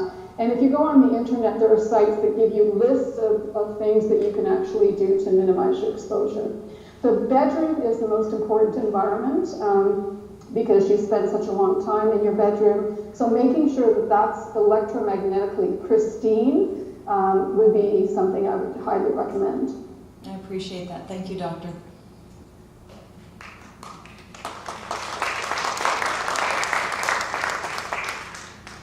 Anybody else have questions? Thank you, Dr. Magda Havis, for coming over here. Or for being on Skype. It's an honor to see you here with us. Actually, me and my family have been watching your work for the past probably 5 or more years. So we really appreciate that you're one of the pioneers for working on this, where many people are afraid to go into this maybe conspiracy, but I believe this is true science. I wanted to ask you, as a youth, if you have any suggestions for how I can talk with people or any other person with youth who either perhaps don't care anymore about bringing children, for example, in the future, and are more and more narcissistic and more just caring about their careers. If you have something that you would tell them about the importance of community and keeping our health intact and everything connected with that. Well, that's not really my area of expertise, so anything I could offer would be something that anyone probably in that audience can offer as well. I'm very concerned with things like addiction, and I'm very concerned with lack of social skills that a lot of our young people are not developing because of their use of the technology. So, I think the concerns I listed earlier, health being a very important one, but not the only one. I know of young people and teachers in schools. I have a lot of teacher colleagues who are telling me that young people in schools are having a great deal of difficulty learning. They're increasingly anxious. They've never experienced so much anxiety in the classroom. And I'm not talking about children who have attention hyperactivity disorder or who have autism. I'm talking about average children who simply can't sit still anymore because of all the stimulation they're getting from this radiation. So, trying to get not only children, but particularly children to go on a 2-week detox, digital detox, where they simply don't use a screen of any kind is extremely difficult to do, but extremely important. I have friends of mine who have done it with their children, and initially the kids are just going berserk. They don't know what to do with themselves, and after about 2 or 3 weeks, it really needs to be at least that long, they begin to come back to earth, and you can carry on an intelligent conversation with them. They're interested in their surroundings, and they're not just sitting there sort of doing this with their cell phone. So some of the other concerns, with children, with the bees, the plants that are being affected by the microwave radiation, all need to be looked at and brought to the people who are making decisions about what we're exposed to, so that they can begin to listen to us and hopefully encourage reduction in exposure and safer guidelines, all of that sort of thing. Thank you for that. Would it be okay to ask another question? Sure. Just what do you suggest in matter of going to public places for lengthy amounts of time, like for example work where you have Wi-Fi and you can't necessarily turn it off, or university? Well, at my university, we've got Wi-Fi everywhere, and I before the Wi-Fi was put everywhere, I sent letters, everything, and I wasn't able to do anything to minimize it because everyone wants to be connected all the time. And so some of the things that you can do is you can ask them to remove routers in your immediate vicinity. They've done that for my lab at the university, so at least in my lab, getting to my lab means you go through a gauntlet of wireless radiation, but once you're in my lab, it's relatively clean. The further away the routers are from you, the lower the levels of radiation. So simply being able to remove them from your immediate vicinity can make a big difference. People are using material to block the radiation. A friend of mine calls it a Wi-Fi condom. And it's silver material that you can basically put around the Wi-Fi router, and it'll minimize the amount of radiation coming from it. And then other people are using the same type of material. It's a cloth that has silver wrapped in cotton, and you can use it as clothing. My electrically sensitive friends tell me that if they have it in a hat, and so if you put on a hat, it's at least protecting your brain from this radiation, and they often feel much better when they're wearing the hat than when they're not wearing the hat. You can have vests made of the material as well, and basically protect, the core of your body. So there are a few things that you can do. What's really encouraging, though, is a lot of people can work from home these days. You can have connectivity.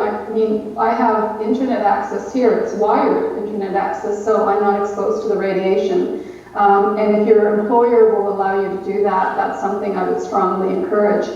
We've tried to get principals and schools to disconnect the Wi-Fi for just a couple of days to see if any of the symptoms that children and teachers are having could be diminished.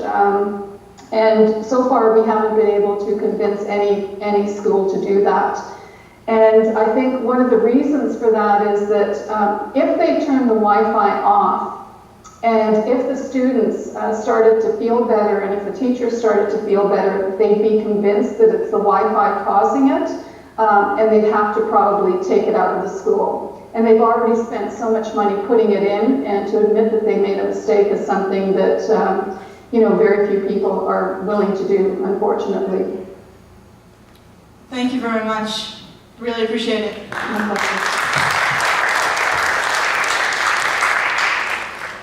Dr. Magda, it's Kevin here. We were talking there, and aren't schools getting compensated with some of the cell companies, and aren't they getting some of their revenues from the telecom industry? I'm sorry, I couldn't hear what you were saying. Could you repeat it? Are some of the schools getting compensated? Yes, from telecom industries. I don't know about that. I haven't looked into it sufficiently. I do know that schools that have cell phone antennas on schoolyards are being compensated, and indeed buildings that have cell phone antennas on top of them are being compensated. The going rate is something like $1,000 per month per antenna. So when you see buildings that have 10 antennas, they're making $10,000 a month and $120,000 a year renting space. So it's something that's lucrative and something that they want to do. Whether the same thing is happening because of Wi-Fi in schools, I simply don't know. I wouldn't be surprised if it was happening. Yeah, well, I just want to throw that out to people too, because not too many people look up anymore because they're too busy looking down at their phones here, but go down Market Street at St. Charles Manor, and it was with Ross, we were measuring downtown to see what the toxic sludge was, and we're at Tugs, which is about a block away from the manor, and it was going off the charts, the detector, and we're like, where's the cell tower? And we're looking, and then finally we looked up, and the cell towers are painted the same color as the walls, so you couldn't detect them right away. But here's the alarming part though, I guess about 2 weeks ago, I looked up again, and now it's blatant. They got two big black towers sitting on one side, they got one on each side, so now there's an additional 8, so I'm not sure if there's 16, I think, cell towers at St. Charles Manor. And so you got the seniors living there, it's a seniors complex, and of course, it'd be hard to say there's health effects here because now you're going into a home, you're one step to palliative care, that's probably what caused it, but start looking around town. Do you know if, by chance, Magda, is there any laws, because I know the business or the owner can make money themselves, but is there anything that cities can do to prevent them from putting the towers on? Okay, well, initially, when the wireless industry wanted to put a tower in a community, they wanted to put antennas in a community, they wanted to put it on a tower that was really, really tall. The taller the tower, the greater the reach of the antenna. And if the tower was above a certain height, and I think it was something like 15 meters, they needed approval from city council. So it became a municipal decision to place that antenna for aesthetic reasons in some cases. And once people started finding out about some of the harmful effects of radio frequency radiation, they stopped getting approval. People would come out to the public meetings that they were forced to have, and they would share their information, and there were some city councilors who voted against giving permission. And then it turned out that a wireless provider went to Industry Canada, who has the final say about where an antenna can and can't be placed. They're the ones who ultimately give permission. And Industry Canada was overruling all of the municipal decisions that prevented towers from going in. And there were some court cases associated with this as well. So it turns out that municipalities have virtually no say as to where these antennas can be placed, these towers can be placed. The utility, the wireless providers then realized that the stumbling block was a 15-meter tower. And if they simply put an antenna on a pre-existing building, if they put an antenna on a high voltage transmission line that was already there, if they put it on light fixtures, telegraph poles, they didn't need permission. And so a lot of them started putting their antennas much lower down without having to go through any kind of municipal bylaw. And because that bylaw dealt with aesthetics and simply putting a tower up on a pre-existing structure wasn't part of the bylaw. So what people were really concerned about was the antenna. The structure, the tower was irrelevant. It was an eyesore, and so that was one reason not to have one. But it's really the antenna that emits the radiation. So the primary concern was to limit antennas in timbered communities, and that was just bypassed again by the cooperation with Industry Canada. So I guess we'd have to go after the owners that decide that they want to make the money off of bringing them in, I guess, right? Well, it's very tempting if you have some property and, someone wants to come and put some antennas on your property and you don't live there or you live far enough away, it's very tempting to lease your land out to the providers because of the amount of money that you can make. However, if anyone were to sue the telecom industry for causing adverse health effects to people or to animals that are near the property, then theoretically you should be able to sue the landowner as well because they're benefiting from something that has potentially causing you damage and harm. And so if people knew that they could be sued sometime in the future for any adverse health effects, then they might reconsider whether they want to go through that process. That's an excellent idea. I can look into that, actually. I'm sure more people know that, too. Okay, we got more questions, Tim? Thank you very much, Doctor. I'd like to thank Kevin and Ross for putting on this not a workshop, but this event for us, this forum. My question was, is it possible for something like this to be presented at the high schools in this kind of a format with the video, with the doctor here as well, so the high school kids can get this information directly and so they understand what's going on? Has that ever been attempted, or? Like, I got here a little late, so I'm not sure if you're in BC somewhere or California. She's in Ontario. Ontario, okay. But in Penticton, like if Kevin and Ross had the tools, like you guys actually have the tools with the young lady here, to do this presentation at schools and get it out there, colleges, etc. Well, what's been your feedback on that, Dr. Havis? Like, are you accepted into schools? Because I could see them being a little adverse to it. I think it's worth a try. However, I think there are very few principals who would give you permission to put something like this on because they wouldn't want the information. Now, a few years ago, police officers were going to schools and talking about cyberbullying. And a friend of mine contacted it was a young police officer who was doing this, and she shared information about the harmful effects of microwave radiation. He had a slideshow, and she gave him some slides, explained it to him. So when he was invited to go into the schools to talk about cyberbullying, he actually shared the information about how harmful this technology can be to your genitals, to your brain, to different parts of your body. And that was one way of getting it into the school environment. So I don't know if you have a program like that in British Columbia, but if you could piggyback on cyberbullying, and that might be the way to do it. So you would be open to this then, if I can start poking, kicking in doors, or knocking on doors, I should say? I just think it's important because, first of all, it's a health issue, health concern, as well for the parents regarding their children. I have a granddaughter who I'm constantly reminding her about the harmful effects of the cell phone, and learned a lot here tonight, so I'm glad I came. And so this has to get out there because the kids aren't listening to the grandparents or the parents. If they had a form to go to and attend, it was done very well, because this is very educational for everybody here tonight, I'm sure, and we're learning a lot. So I want to thank you. So that was my question. I just hope something like this can get started for the kids in the schools, as well as parents. Like, everybody needs to get, like, I'm really disappointed at the turnout here, and there should have been more people here for this. But yeah, no, there was a lot more that were committed to coming, but it's the way life is today, you know, it's...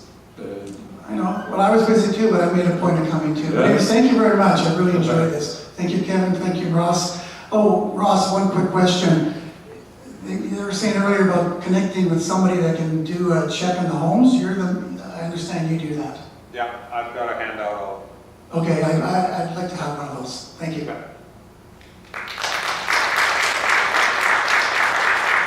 Well, I just want to point out before you ask your question, because during the school trustees elections, I've gone to them and asked them, where do you stand on Wi-Fi in schools and getting them hardwired? Because the Premier, well, she was Premier for BC, Christy Clark, it was about $356 million or something like that they gave to private schools. But all the private schools are getting hardwired, but they're not doing the rest of the public schools. And when I talk to the trustees about Wi-Fi, they don't want to hear nothing.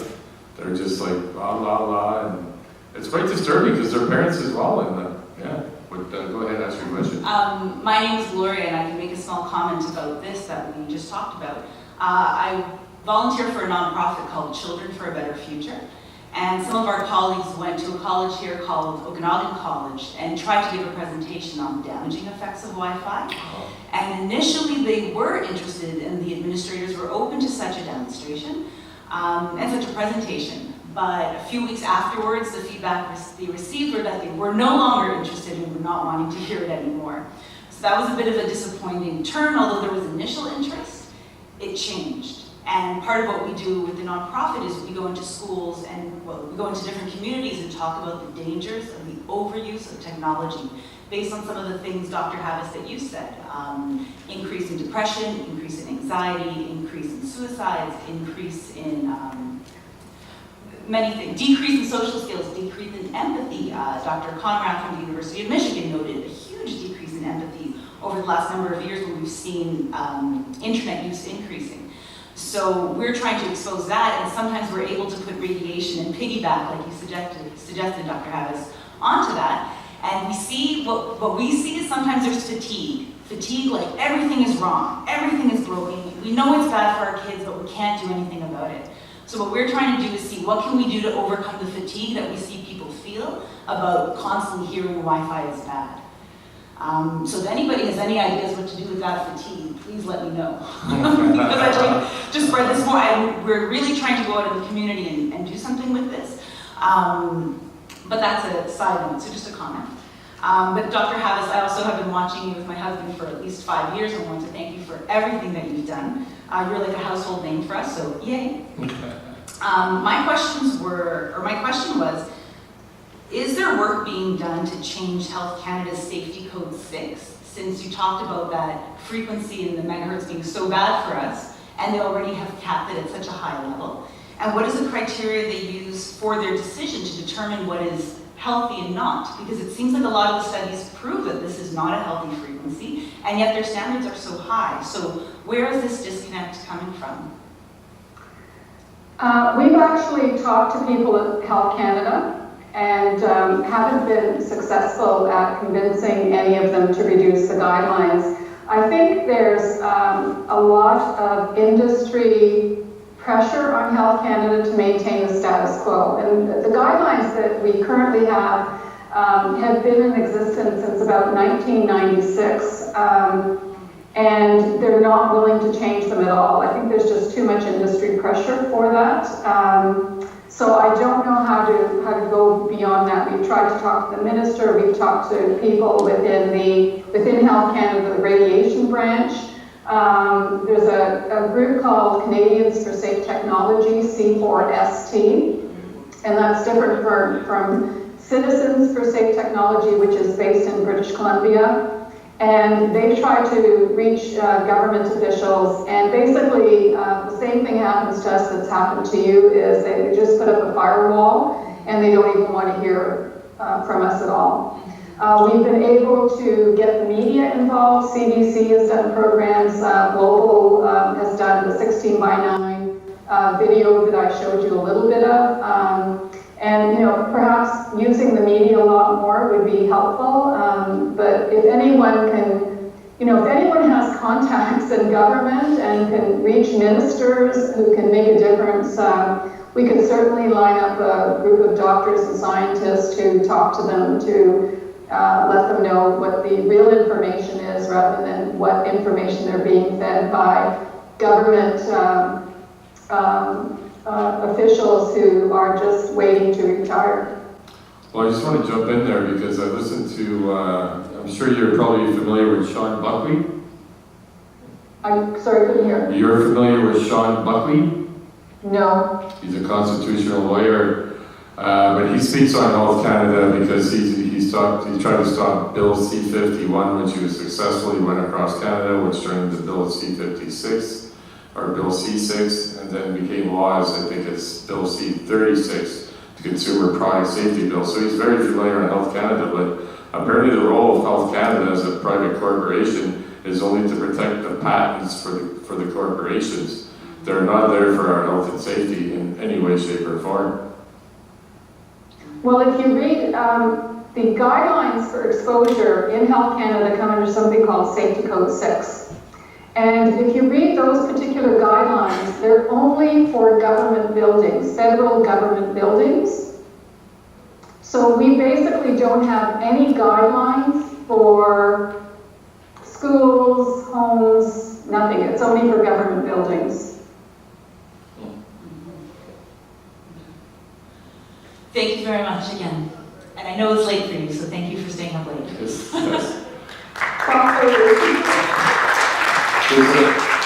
I'm just going to end this with what my platform is here, which goes along with the solution here, is to make Penticton truly a place to stay forever. So we created Natural Okanagan here. We rebrand and utilize Penticton's natural assets to go into progressively health-conscious way, help develop Penticton and the rest of the Okanagan as the organic capital of Canada. The indelible trend is that people will want real food again, affordable and healthy living. Making this direction a priority will organically heal many of our current social problems, so if we get all this Wi-Fi and everything under control, and I'm not saying get rid of it altogether, but in the natural Okanagan, air, food, and soil free of dangerous pesticides, herbicides like glyphosate. To support a natural Okanagan, we want to support practicing farms with our own free-range organic certification, Natural Okanagan approved. Create food forests to generate healthy organic produce to distribute to food banks, meal houses, care homes, etc.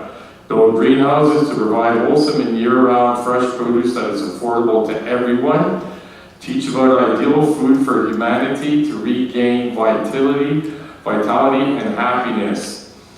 And create a co-op for the community to provide fresh local produce that are owned by we the people. Create a community to provide fresh and local produce that are owned by the people. We have an incredible talent of both arts and culture along with musicians and bands, and we need to preserve and support and promote them, and we need to build on that. So we need to start having a conversation of how do we truly clean up Penticton and make it truly a place to stay forever, and that's what I'm fighting for. So, Kevin Proteau, your watch. Thank you very much for coming, everyone. And don't forget, when you're leaving, if you have to put your email, please put it down, because I'm not done. We're far from done here, and Dr. Magna Havis is willing to come on board again, so I will to try and do that, but the fight will go on whether I win on council or not. And by all means, if you're able to give pick up one of the calendars. I don't care if you leave $1 or a quarter. Take them. They are education tools. They're loaded with them. I want you to go home with them and read them. Because I often tell people, if you think they're advertising calendars, you didn't read them. But at least it'll help try to compensate for some of the costs for everything involved with putting everything together too. So thank you very much. Yes, okay, you better be quick then. I wanted to ask Dr. Magda-Havas, and thank you very much for spending this time with us. It's been wonderful.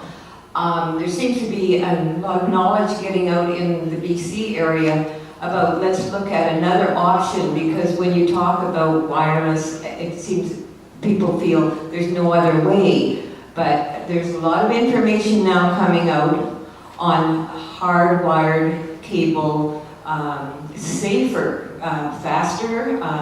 I read about Dr. Haru, who's a professor at McGill, saying that it's at least twice as fast. And these kind of ideas that are needing to get out to the public so that we have an alternate way of looking at this whole thing. And I think parents, all of us need to know this, that there's another way, and then we can move forward. So I think that has to get out to the world, and it's coming from British Columbia that they're really putting it. And Dr. Timothy Scholl, would you know of him? He's written on this subject, and they were hoping to get him to come out here to speak more to cities and the municipal councils on this idea. So we hope that'll help. So anyway, thank you again. I think that's a very important point you make. There are certain people who think that if you want to get rid of Wi-Fi in the classroom, it means there's no internet access. And internet and Wi-Fi are two different things. Internet is, something we're trying to reach, and we can do that through wireless, which is Wi-Fi, or through fiber optics, Ethernet cable, whatever. And just letting people know there are alternatives to getting on the internet. It doesn't have to be wireless is extremely important. Very basic, but a lot of people don't realize that. In addition to Ethernet and fiber optics, you can also do something called broadband over power lines. And it's a little device that you get. I probably have one around here somewhere. Yeah, let me just get it for a sec.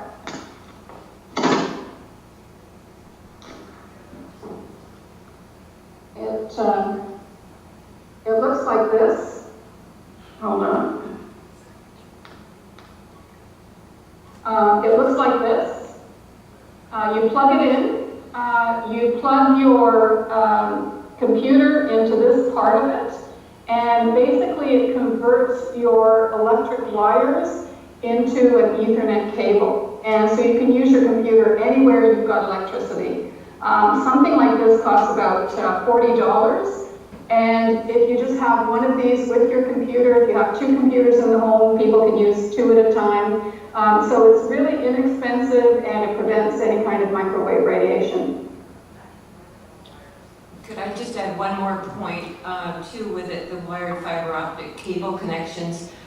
Some communities have them. They're promoting it along the coast of BC. And it's to be cheaper. If communities do this, it's much cheaper, and it's quite lucrative. So I think that if we try to promote that and don't get into the rat race of it has to be Wi-Fi, we have a solution here, and we have an answer when we're always getting goes only one way. I have a warning that I'd like to mention to people. My service provider is Bell Canada. And they recently installed fiber optics in my, residential community. So I was very excited about this because it's a fast service. They then disconnected my copper wired internet connection and gave me fiber optics. And I was really thrilled. And they said they could turn off the Wi-Fi router, and I could go without using Wi-Fi. However, now, because of the smart homes, the router they gave me actually is trying constantly to connect to a smart TV. I don't have a smart TV, and they're unable to turn that part of it off. So I now have a router in my home that I cover because it's emitting microwaves trying to connect to a TV I don't have. And I've been in touch with Bell Canada to try to say, look, you've got to design a router that doesn't do that, because more and more people are going to not want to be exposed to the radiation. So I'm in the process of interacting with them, but it might be that I'll have to change my provider and go to Cogeco or someone else, because Bell won't be able to give me the type of service I want. They also said they can't reinstall my copper connection. And because my phone is connected to the router, I can't turn the router, I can't unplug the router because I don't have phone service. So they basically back themselves up into a hole that they have to dig themselves out of, because having fiber optics is wonderful, but then they provided a router with it that emits microwave radiation, even though the Wi-Fi part of it is turned off. I'll be very brief. Thank you, Dr. Ed. It's 12:30 in Ontario. My name's David O'Brien. It's disconcerting, the apathy. Kevin, thank you very much for this. I turned my cell phone off in my pocket, and my smartwatch I'm looking at. And what I want to say with Industry Canada, it's ambiguous. Do we have any proponents? Who is Industry Canada? Are you aware who appoints these people to make these decisions? Who is Industry Canada, and who appoints the people that represent Industry Canada that are undermining municipal decisions? I'm sorry, I don't think I understood the question. Who? Well, you mentioned Industry Canada and how they are undermining and have the last say and are undermining municipal governments. Who appoints these individuals on Industry Canada? A lot of them are just government personnel they're bureaucrats, and they're just hired. The problem is that the wireless industry has made friends with Industry Canada. They go out for dinner together. You know, it's an old boys club right now, and so Industry Canada isn't willing to do anything to upset the telecom industry. Every time that a telecom provider wants to provide a service, they have to buy the frequency from Industry Canada. And so there's a huge amount of money exchanging hands from the wireless provider to Industry Canada in the form of, purchasing part of the spectrum. So getting that part of the radiation that is your channel, like a radio station would buy a certain frequency, and then they can transmit that frequency within a community. Well, the wireless technology does exactly the same thing. So Industry Canada and the wireless technology are like this. The wireless industry are like this. And so they're not going to, basically do anything to upset the apple cart, because they're getting a huge amount of money. I don't know how many billions of dollars, but it is in the billions of dollars. Okay, thank you. The Old Boys Club. Thank you for your answer. Good night. So I think we're about to wrap up tonight. Kevin, did you have anything else you want to add before we let Dr. Havis go? Vote for Kevin Proteau, your watchdog at City Council. Ross, did you have any points or anything you want to bring up? Okay. We are getting to the hour. I do want to thank you all for coming out, and especially my gratitude to you tonight, Dr. Havis, for coming out and sharing all this wonderful information for us. You've really opened up our minds, at least for me anyways.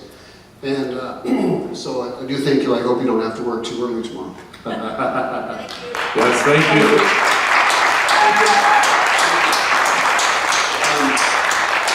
Just a couple points. Kevin and I and Ross, we got together about a month and a half ago, and we had some concerns around some of the wireless technology and Wi-Fi.